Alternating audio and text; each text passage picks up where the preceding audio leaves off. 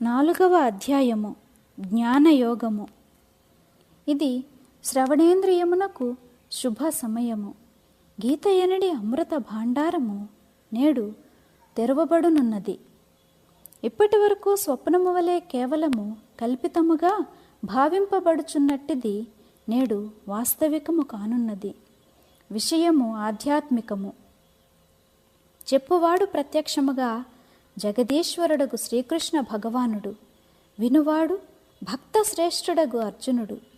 కోకిల వంటి కంఠము, మధురమగు సువాసన, చక్కని రుచి, ఈ మూడింటి యొక్క మనోహరమగు సంయోగము వలె ఈ గీత గాథ కూడా మిగుల ఆనందదాయకము. ఎంతో అదృష్టము వలన మనకి అమృతగంగా లభించుచున్నది. నేడు శ్రోతలకు తాము చేసిన జప తపములకు నిజమగు ఫలితము లభించినది. ఇప్పుడు సమస్త ఇంద్రియములను శ్రవణేంద్రియమున నిలిపి ఈ గీత ఎనడి శ్రీకృష్ణార్జున సంవాద రసాస్వాదన మునర్పవలెను. ధృతరాష్ట్రునితో సంజయుడు ఇటుల చెప్పెను. పరమాత్మయగు శ్రీకృష్ణుడు అత్యంత ప్రేమతో అతనితో మాట్లాడుచున్నాడు. అర్జునుని వాస్తవమునకు నిర్మల గుణములనడి దైవీ సంపదతో కూడియున్నవానిగా చెప్పవలెను. శ్రీకృష్ణుడు తన తండ్రి వసుదేవుడు, తల్లి దేవకి, సోదరుడు బలరామునకు కూడా స్వయంగా చెప్పని గంభీరమగు తత్వమును నేడు అర్జునునకు చెప్పెను. లక్ష్మీదేవి అతనికెంతో సమీపమందున్నప్పటికీ ఆమెకు కూడా ఇట్టి ప్రేమ సుఖము లభించియుండదు. శ్రీకృష్ణుని ఆ నిజమగు ప్రేమతత్వమే నేడు అర్జునునకు లభించినది. సనకాది యోగులు ఈశ్వరీయ ప్రేమ పూర్ణ రూపమున మనకే ప్రాప్తించునని ఆశించుచుందురు. కానీ వారికి కూడా నేడు అర్జునునకు లభించిన మాదిరి సాఫల్యత లభించలేదు. అర్జునుని పట్ల ఆ జగన్నాయకునకు గల ప్రేమ కేవలము సాటిలేనిది. ఈ అర్జునుని కొరకే నిరాకార పరమేశ్వరుడు సాకార రూపమును ధరించి అవతరించెను. అర్జునుడెట్టి పుణ్యాత్ముడో! నాకు వీరిద్దరూ పూర్తిగా ఏకరూపులుగా తోచుచున్నారు.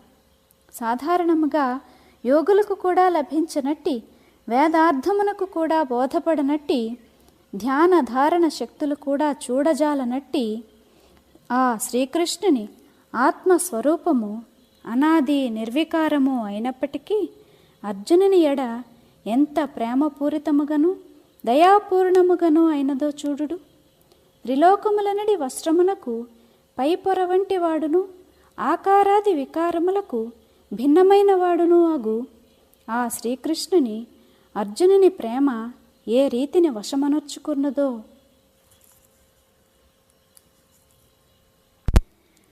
శ్రీ భగవానువాచ ఇమం వివస్వతే యోగం ప్రోక్తవానహమవ్యయం వివస్వాన్మనవే ప్రాహ మనురిక్ష్వాకవే బ్రవీత్. శ్రీ భగవానుడు అర్జునునితో చెప్పెను. నేను ఈ యోగమునే సూర్యునకు చెప్పియుంటిని. ఇది చెప్పి చాలా కాలమైనది. ఆ పిమ్మట సూర్యుడి యోగమును మనువునకు చెప్పెను. మనువు దీనిని ఇక్ష్వాకునకు ఉపదేశించెను. ఇది ఈ యోగము యొక్క పూర్వచరిత్ర. ఏవం పరంపరా ప్రాప్తం ఇమం రాజర్షయో విదుః సకాలే నేహ మహతా యోగో నష్టః పరంతప. ఆ పిమ్మట పెక్కుమంది రాజర్షులు ఈ యోగమును తెలుసుకొనిరి. కానీ ఇప్పుడు ఈ యోగము నెరిగిన వారెవరూ కనిపించటలేదు. ప్రాణులు వాసనలలో చిక్కుబడి దేహబుద్ధి అనడి మోహమున పడిరి. ఇందువలన వారు ఆత్మజ్ఞానమును మరచిపోయిరి.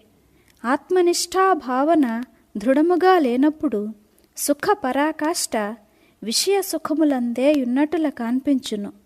అందుచే ప్రజలకు ఈ ప్రాపంచిక సుఖాసుఖములన్నీయు ప్రాణ సమానముగా ప్రియముగా ఉండును. లేనిచో దిగంబర క్షపణకులు అనగా జైన సాధువులు నివసించడి గ్రామములో వస్త్రములతో పని ఏమి? జన్మాంధునకు సూర్యుని గొప్పతనముతో పని ఏమి? చెవిటివారి ఇంటియందు సంగీతమునకు ఆదరమెటుల కలుగును? నక్కకు ఎన్నడైనా చందనమనిన ప్రేమయు ఆదరభావము కలుగునా?